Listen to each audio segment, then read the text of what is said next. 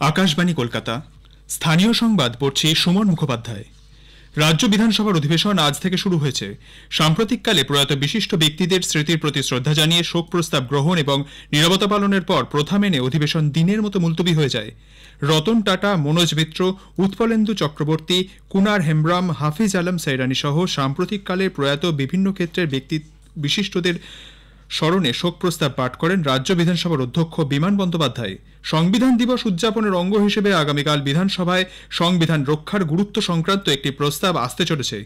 আগামীকাল ও বুধবার দুদিন ওই প্রস্তাবের ওপর আলোচনায় সরকার ও বিরোধী পক্ষের সদস্যরা অংশ নেবেন। মুখ্যমন্ত্রী মমতা ব্যানার্জিও প্রথম দিনের আলোচনায় অংশ নিতে পারেন বলে জানা গেছে। দামি গাড়ির মালিকের এক বড় অংশ নিয়মিত পথকর মেটাচ্ছেন না। এর ফলে তাদের কাছে সরকারের বিপুল পরিমাণে রাজস্ব বকেয়া রয়েছে বলে পরিবহন মন্ত্রী স্নেহাশিস চক্রবর্তী জানিয়েছেন। বিধানসভার লবিতে আজ সাংবাদিকদের প্রশ্নের উত্তরে মন্ত্রী বলেন, শুধুমাত্র কলকাতাতেই 30% গাড়ির মালিকের কাছ থেকে রাজ্য সরকারের প্রায় 80 কোটি টাকা রাজস্ব এবং জরিমানা বকেয়া রয়েছে। এদের অধিকাংশই নামী বিদেশি গাড়ির মালিক। যত গাড়ি আছে তার মধ্যে একটা পার্সেন্টেজ, প্রায় 30%-এর মতো গাড়ি নিয়মিতভাবে ট্যাক্স প্রদান করেন। তার মধ্যে দামি গাড়ির সংখ্যা কলকাতার বুকে বেশ কিছু বেশি। এটাই বলা আছে, যাদের থেকেই গাড়ি এনফোর্সমেন্ট চালাবে তাদের সাথে যেন আমাদের এমভিআইরা সুন্দর ব্যবহার করে, ভালো ব্যবহার করে, তাকে যেটা নিয়ম আছে, যেটা নিয়ম পালন করা হয়নি সেটা তাকে বোঝাতে হবে, বুঝিয়ে তার থেকে ট্যাক্স কালেকশন করতে হবে, কিংবা গাড়ির যদি কোনো কাগজপত্র ঠিক না থাকে তার সংশোধনের চেষ্টা করতে হবে। 26শে নভেম্বর সংবিধান দিবস উপলক্ষে শুনবেন বিশেষ আলোচনা সংবিধান দিবস ও তার তাৎপর্য। আলোচনায় অংশ নিয়েছেন পশ্চিমবঙ্গের অতিরিক্ত মুখ্য নির্বাচনী আধিকারিক অরিন্দম নিয়োগী এবং যাদবপুর বিশ্ববিদ্যালয়ের আন্তর্জাতিক সম্পর্কের অধ্যাপক কাকলি সেনগুপ্ত। সঞ্চালনায় কল্যাণ লাহা। আকাশবাণী সংবাদ কলকাতা প্রযোজিত এই আলোচনা শুনবেন আগামীকাল রাত 9টায় গীতাঞ্জলি, 107 FM প্রচার তরঙ্গ ও ডিটিএইচ বাংলা পরিষেবায়।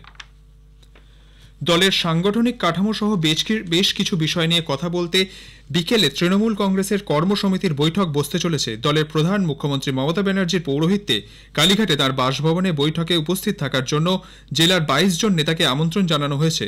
দলের সাধারণ সম্পাদক অভিষেক বন্দ্যোপাধ্যায়, রাজ্য সভাপতি সুব্রত বক্সী ছাড়াও শীর্ষ নেতা, বিধায়ক, সাংসদরা উপস্থিত থাকবেন। এদিকে জাতীয় কর্মসমিতির এই বৈঠকে দলের রাজ্যসভার সাংসদ সুখেন্দু শেখর রায়কে আমন্ত্রণ জানানো হয়নি বলে জানা গিয়েছে। বৈঠকে যোগ দিতে বলা হয়েছে বীরভূমের নেতা অনুব্রত মণ্ডলকে। আলুর দাম সাধারণের নিয়ন্ত্রণের মধ্যে রাখতে রাজ্য সরকারের নির্দেশ মেনে আজ থেকে হিমঘর মালিকরা 26 টাকা কেজি দরে আলু পাইকারি বাজারে ছাড়ার কাজ শুরু করেছে। আগামীকাল থেকে ক্রেতারা আরও একটু সাশ্রয়ী মূল্যে আলু কিনতে পারবেন বলে টাস্ক ফোর্সের সদস্য রবীন্দ্রনাথ কোলে জানিয়েছেন। এদিকে হিমঘরগুলিতে এখনও 8 লক্ষ টনের বেশি আলু মজুত রয়েছে বলে জানা গিয়েছে।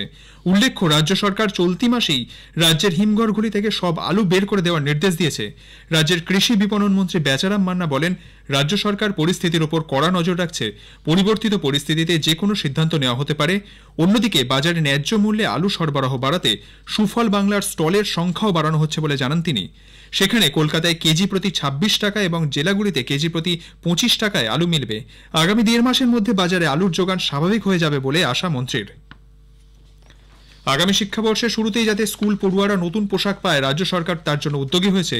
আগামী বছর জানুয়ারি মাসেই রাজ্যের 1,17,00,000 পড়ুয়াকে এক প্রস্থ স্কুলের পোশাক দেওয়া হবে। সেই মতো কাজ শুরু করতে পোশাক তৈরির বরাতপ্রাপ্ত সংস্থাগুলিকে নির্দেশ দেওয়া হয়েছে। উল্লেখ্য, রাজ্য সরকার প্রতি বছর 8ম শ্রেণী পর্যন্ত প্রত্যেক পড়ুয়াকে বিনামূল্যে স্কুলের পোশাক দেয়। মার্চ-এপ্রিল মাসে প্রথমবার এবং অক্টোবরে দ্বিতীয় দফার পোশাক বন্টন করা হয়, কিন্তু এবার শিক্ষাবর্ষের শুরুতেই এই পোশাক দেওয়া হবে। পঞ্চায়েত দপ্তরের অধীন আনন্দধারা প্রকল্পের আওতায় থাকা স্বনির্ভর গোষ্ঠীগুলি এই পোশাক তৈরি করবে। এবার গোয়ায় অনুষ্ঠিত আন্তর্জাতিক চলচ্চিত্র উৎসবের খবর।